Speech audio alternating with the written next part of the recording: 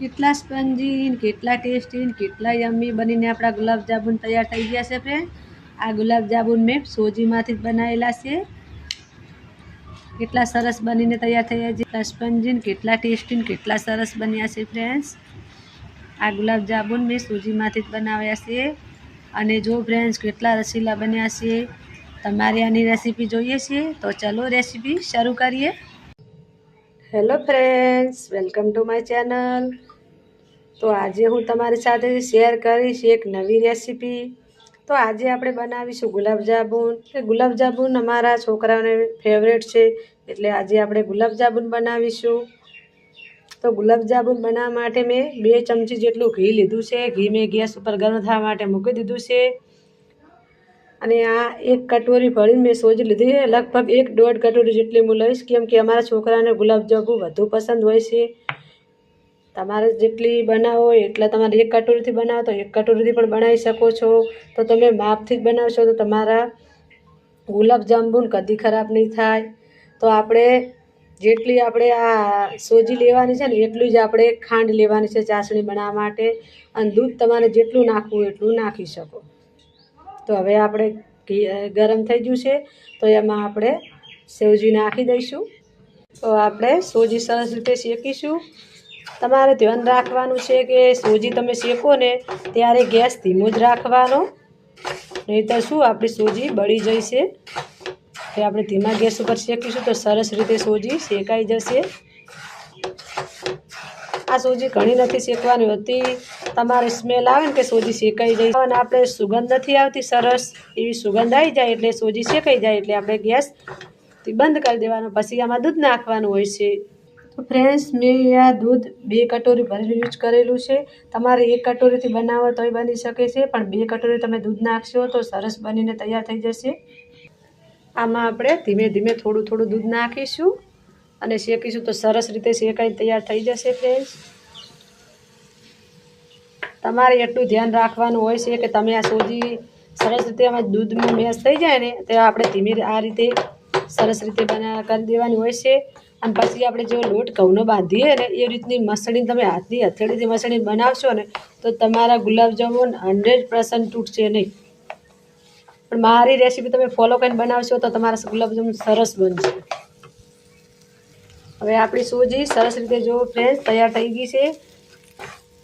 તો હવે આપણે આને નીચે ઉતારી થોડું ઠરવા દે. આપણે આ રીતનું મિશ્રણ તૈયાર કરવાનું છે. આ રીતનું મિશ્રણ તમે તૈયાર કરી દેશો ને તો તમારા ગુલાબજામુન સારા બનશે. જો ફ્રેન્ડ્સ,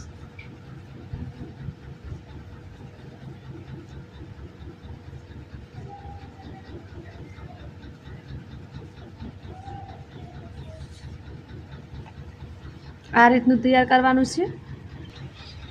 તમે જોઈ શકો છો ફ્રેન્ડ્સ, આપણે 1 કપ સૂજીમાંથી 17 જેટલા બોલ્સ તૈયાર થઈ ગયા છે. હવે આપણે તેલમાં તળવાના છે અને તો આપણે તેલ ગરમ થવા મૂકી દઈશું. હવે આપણે ચાસણી બનાવી લઈશું. તો ચાસણી બનાવવા માટે મેં 1 કટોરી જેટલી ખાંડ લીધી છે. આ જ કટોરી ભરીને આપણે સોજી લીધી હતી. તો જેટલી સોજી લેવાની એટલી જ આપણે ખાંડ લેવાની હોય છે. અને આ 1 કટોરીમાં ભરીને આપણે પાણી નાખવાનું હોય છે ચાસણી બનાવવા માટે. આ રીતે જો તમે ચાસણી બનાવશો તો તમારી 100% ગુલાબજામુન સરસ બનીને તૈયાર થઈ જશે. હવે આપણે ચાસણી બનાવી લઈશું. ફ્રેન્ડ્સ, ચાસણી આપણે તારવાળી નથી બનાવવાની. આ ખાલી ચીપચીપી થાય ને થોડી, આ ખાંડ ઓગળી જાય સરસ રીતે એટલે ચીપચીપી થોડી થાય ને એટલે આપણે ગેસ બંધ કરી દઈશું. તો જો ફ્રેન્ડ્સ, આપણી ચાસણી તૈયાર થઈ ગઈ છે. આવી જ આપણે ચાસણી બનાવવાની હોય છે. હવે આપણે ગેસ બંધ કરી દઈશું.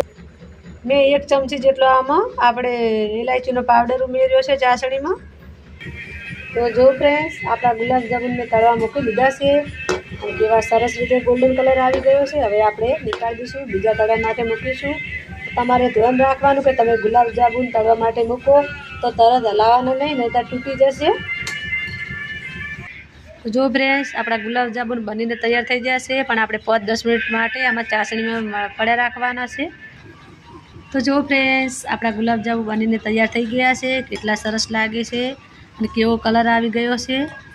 તો આ જ રીતે આપણા ગુલાબજામુન બનાવવાના હોય છે. ફ્રેન્ડ્સ, આ જ રીતે તમે સોજીના ગુલાબજામુન બનાવશો ને ફ્રેન્ડ્સ તો કેટલા સરસ રીતે બનીને તૈયાર થઈ જાય છે. જો ફ્રેન્ડ્સ કેટલા સ્પંજી કેટલા ટેસ્ટી બને છે. આ જ રીતે બનાવવાના હોય છે ગુલાબજાંબુ સોજીના. આમાં નથી મેં મેદો નાખ્યો કે નથી મેં મિલ્ક પાવડર નાખ્યો કે નથી માવો, એકલી સોજીના બનેલા છે તોય કેટલા સરસ ને કેટલા ટેસ્ટી બને છે ફ્રેન્ડ્સ. જો તમને મારો વિડીયો પસંદ આવ્યો હોય તો એક લાઈક જરૂરથી કરી દેજો અને તમારા ફ્રેન્ડ સાથે શેર કરજો અને કોમેન્ટમાં તમને જરૂરથી બતાવજો અમને કે તમને રેસીપી કેવી લાગી. અને હા, એક સબસ્ક્રાઈબ જરૂરથી કરી દેજો તાકી શું કે હું જે પણ વિડીયો નવો નાખું એ સૌથી પહેલાં તમારા મોબાઈલમાં આવી જાય. ફરી મળીશું એક નવી રેસીપી સાથે. ત્યાં સુધી આવજો. જય શ્રી કૃષ્ણ.